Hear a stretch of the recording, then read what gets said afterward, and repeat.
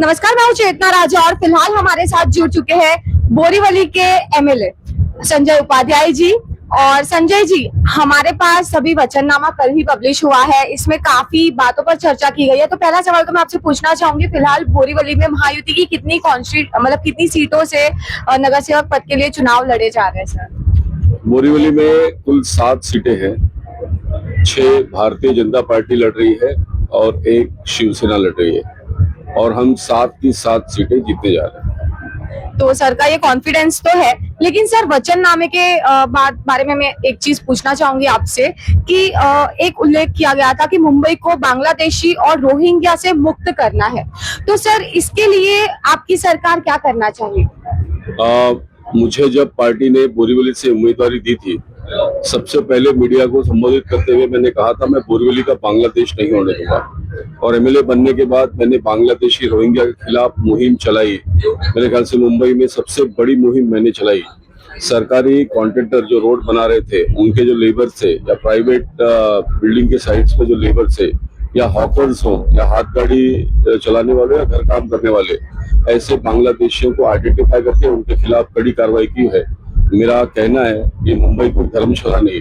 और हमारे मुख्यमंत्री देवेंद्र फडणवीस जी ने कल बड़ी स्पष्टता से कहा था कि एआई टेक्नोलॉजी का इस्तेमाल करके हम सरलता से बांग्लादेशियों को आइडेंटिफाई करेंगे, ताकि यहाँ पर मुंबई में बांग्लादेशी बचेगा नहीं।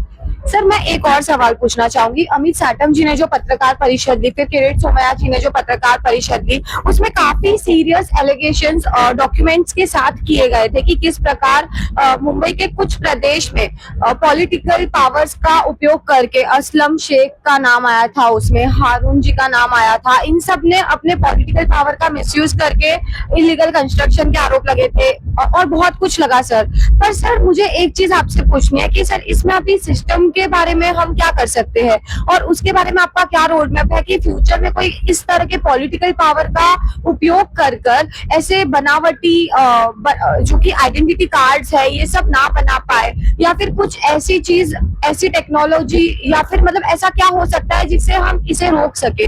क्योंकि 10,000 अगर वोटिंग नए बनते हैं वो भी कुछ समय में, तो ये काफी गंभीर समस्या मानी जा सकती है। तो सर इसके लिए आप क्या कहेंगे? मुंबई के अध्यक्ष अमित साटम जी ने और हमारे नेता किरीट सोमयाजी जी ने जो बोगस वोटर कार्ड के बारे में जानकारी मुंबई के सामने लाई, वो गंभीर है।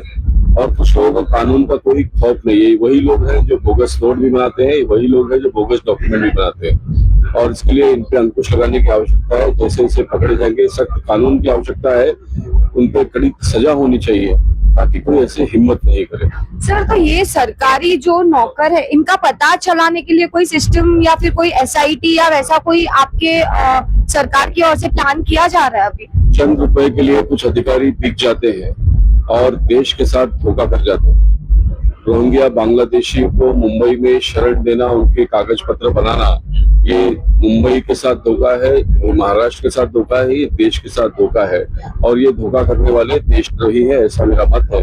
और ऐसे अधिकारियों को तो सड़क पर उतार कर उन पर कार्रवाई करनी चाहिए।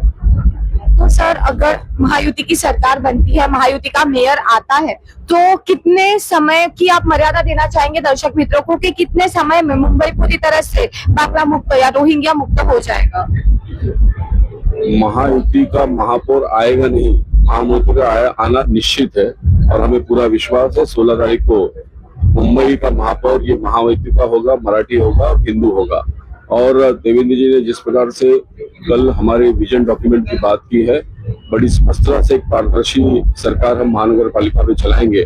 और ट्रिपल इंजन की सरकार होने का दिल्ली से दिल्ली तक हम एक दिशा में होंगे। और इसके लिए जो प्रश्न आपने पूछा है उन पर कार्रवाई करना सहज होगा, आसान होगा। तो ये थी हमारी संजय उपाध्याय जी के साथ खास मुलाकात। लेकिन मैं आपको और एक सवाल पूछना चाहूंगी सर, क्योंकि ये हम सबसे जुड़ा हुआ सवाल है, लोकल ट्रेन से जुड़ा सवाल है। कल वचननामे में एक दावा किया गया कि जो एसी लोकल्स अभी रिप्लेस की जाएंगी, जो नॉर्मल लोकल्स है उसकी जगह पर, और सारे कोच एसी किए जाएंगे और सेकेंड क्लास की टिकट्स भी, फेयर भी यथावत रहेंगे। सर फिलहाल मुंबई में तकरीबन 200 एसी लोकल चल रही है, महायुति का मेयर बन रहा है, ऐसा आपने बड़े कॉन्फिडेंस से कहा है। तो सर अगर ये 200 लोकल की तकरीबन 1000 फेरियां पूरे दिन में होती है। तो महायुति की सरकार आने के बाद, मेयर बनने के बाद, क्या ये 200 लोकल ट्रेन जो दौड़ रही है उसमें क्लासेस का बाइफर्केशन करके उसमें भी सेकंड क्लास का बनाकर उसमें सामान्य लोगों को सेम किराए पर प्रवास करना मुश्किल मतलब देखिए, जब एसी लोकल चलती है, मुंबई मेट्रो के डब्बे में लोग बैठते हैं, तो आम आदमी सोचता है कि मैं इसमें कब सफर करूंगा। मुंबई में ह्यूमिडिटी बहुत ज्यादा है और एसीसी लेजर नहीं, अब नेसेसिटी है। और इसके लिए हमारे मुख्यमंत्री देवेंद्र फडणवीस जी ने कहा है कि हमारी सरकार केंद्र सरकार के सहयोग से पूरे लोकल के डब्बों को एसी में कन्वर्ट करने जा रही है। तो सारे डब्बे एसी होंगे, दरवाजे बंद होंगे और ऐसा करते समय किसी भी ट्रेन का किराया बढ़ने वाला नहीं है। आज जो उसी डेट पे हम उसका सफर करेंगे, इसलिए अलग अलग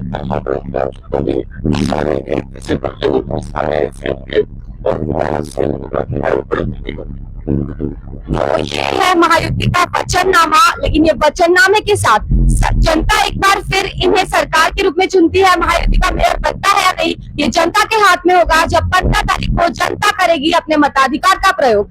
अब इनका आत्मविश्वास जीतता है या जनता किसी और को नगर सेवक बनता है या महायुति का या मेयर का ताज पहनाती है, ये जनता के हाथ में है।